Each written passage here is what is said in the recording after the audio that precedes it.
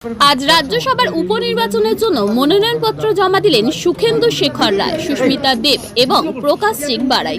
তিন প্রাক্তন তৃণমূল রাজ্যসভার সাংসদ সম্প্রতি বিজেপিতে যোগ দেওয়ার পরই দল থেকে তাদের রাজ্যসভার উপনির্বাচনে প্রার্থী ঘোষণা করেছিল। সেই ঘোষণার পর সোমবার পশ্চিমবঙ্গ বিধানসভায় তাদের মনোনয়নপত্র জমা দেওয়া হয়। উল্লেখ্য, গত সপ্তাহে সুখেন্দু শেখর রায়, সুস্মিতা দেব এবং প্রকাশ সিং বাড়াই তৃণমূল ছেড়ে বিজেপিতে যোগ দেন।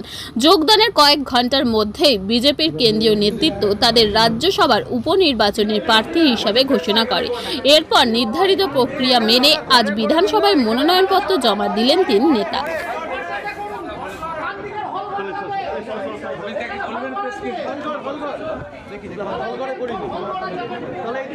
दादा हॉल घर में कर लेता आराम से बैठ के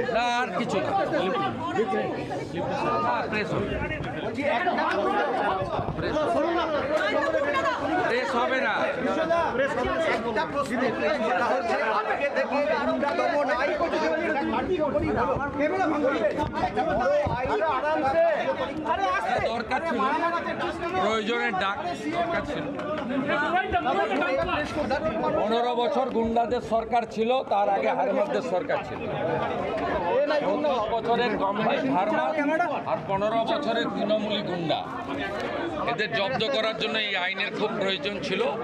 পার্টি বিধানসভায় আমরা আইন পাস করেছি, রাজ্যপাল সম্মতি দিয়েছে, আইন কার্যকর হচ্ছে।